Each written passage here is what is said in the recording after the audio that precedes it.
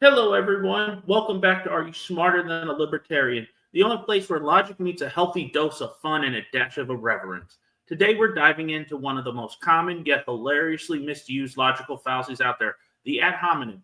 Basically, in layman's terms, this is the bully that comes into your comment section. I'm going to include several screenshots from actual comments on my TikTok, Are You Smarter Than a Libertarian?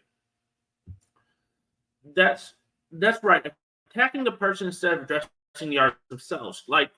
I'll show you these, and some of these are like, really? So buckle up, because in the next 8 minutes, we're going to learn how to spot and defuse these fallacies like a pro. Now, first off, we need to discuss what is an ad hominem attack. So what exactly is an ad hominem attack? It is an attack where you attack the person. Now, picture this. You're in a debate about, let's say, the benefits of renewable energy. Instead of discussing the fact, someone shouts, well, you're just a tree hugger with no sense of reality. That, my friend, is an ad hominem, a diversion from the actual argument by attacking your character instead of the issue at hand. Here's an ad hominem equals attacking the person, not the idea, and not the argument. There are several flaws in an ad hominem attack. Besides just being disrespectful to the other person, abusive ad hominems. These you'll see a lot. These are actually examples I'll show you. Direct insults, calling someone stupid or ignorant. Now we have circumstantial ad hominem attacks. Suggesting someone's argument is biased because of their circumstance, like saying, of course you would say that, you're fueled by big oil. Or you don't know what it's like to be poor. Those are all circumstantial ad hominem attacks when you're having a discussion. Talkook, touche, my bad, is the classic you too deflection. Oh, you're just as guilty of being a hypocrite as the other side is. Each side sidesteps the logical debate by shifting the focus onto the person, and let's be honest, it's a pretty lazy move, and it's just disingenuous. Now, why is this a problem, you might ask? Now, why is this fallacy so problematic? Well, think of it like this. Imagine you're in a boxing ring. Instead of throwing punches, your opponent just starts trash talking about your haircut, your taste in music, or even that quirky mug you drink your morning coffee from. Yeah, it's right here. I thought the mug would show up better. It's distracting and unhelpful, right? Like, I'll give you a great example. I've been personally attacked in my comments. I don't know if I screenshotted them, but I've had people say I look like I have fetal alcohol syndrome. I look Asian. Just a bunch of other ones that I won't mention, but they're just cheap shots because no one can debate my point. And please feel free to go to my TikTok and look at my videos. When someone uses an ad hominem attack, they're basically saying, I can't refute your argument, so I'll just knock your credibility instead. But credibility isn't evidence logic, is it? Attacking personal characteristics doesn't change the fact or dismantle the argument. Now, I'm going to give you some real-world examples. So let's spice things up with some real-world examples here. Imagine a debate on economic policy where one side argues for lower taxes, and instead of addressing the numbers, the opponent retorts, of course you'd say that. You're a rich libertarian who's never worked a day in their life. That's a classic ad hominem, right? Or consider these heated online discussions. I will throw up the screenshots of them. Have you ever seen someone dismiss an entire argument with the line like, you're just an internet troll who can't handle a real conversation? Instead of debating the merits of the point, they're just tossing mud at the person. And hey, we know our audience appreciates a bit of self-deprecating humor. Yes, even us libertarians sometimes get called out for our get-rich-quick ideas or our love of personal freedom at all costs. But here's the deal. If we're going to debate ideas, let's debate the ideas, not each other.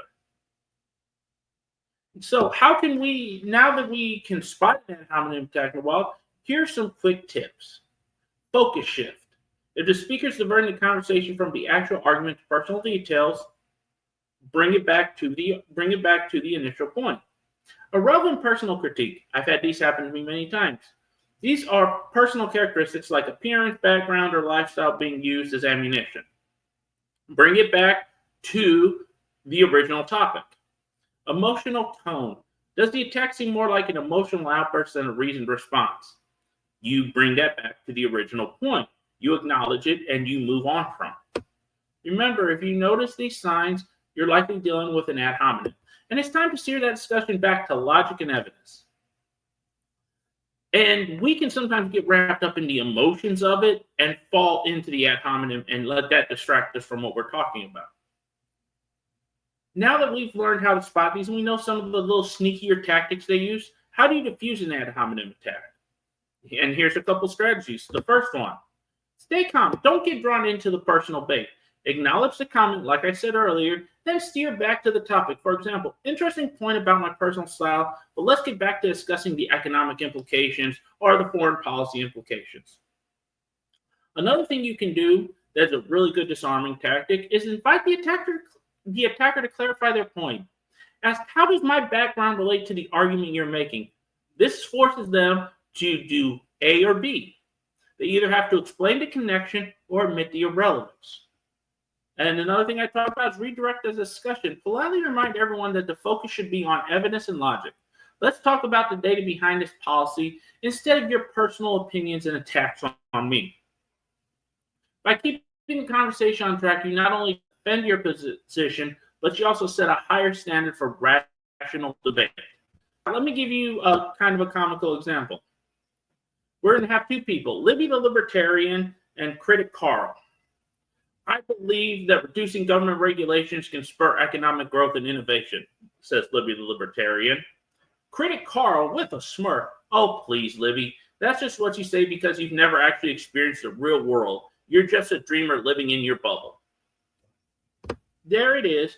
Critic Carl is using an ad hominem by dismissing Libby's argument with a personal jab. Notice how he never actually addressed the points about economic growth and innovation. Instead, he attacked Libby's credibility. This is a textbook ad hominem. So why should we strive to avoid ad hominems in our debates? Simple. This is so simple. It undermines productive discussion. When we focus on personal attacks, we lose sight of the real issues and miss opportunities for genuine understanding and progress. And whether you're debating with friends like I like to do, or engaging in online discussions, I also like to do that, or even critiquing political policy, sticking to the facts not only strengthens your argument, but also cultivates a more respectful and meaningful conversation. Because when we can actually stop talking at each other and start talking to each other, we can actually come together and actually maybe get some consensus and move towards more freedom. Now, before we wrap up, let's remember that logic is our best friend. Ad hominem attacks might feel like a quick way to win a debate, but they rarely lead to real understanding or change. Next time you hear someone dismiss an argument by attacking a person, call it out because we're smarter than that as libertarians. Now, let's wrap this up. If you enjoyed this breakdown, give it a thumbs up, share your thoughts in the comments, and subscribe for more fun and educational content. And hey, if you think you can spot an ad hominem in the real world, drop an example below, and let's see who's really paying attention. Thank you for watching. Are you smarter than a libertarian? Stay curious, stay logical, and always think for yourself.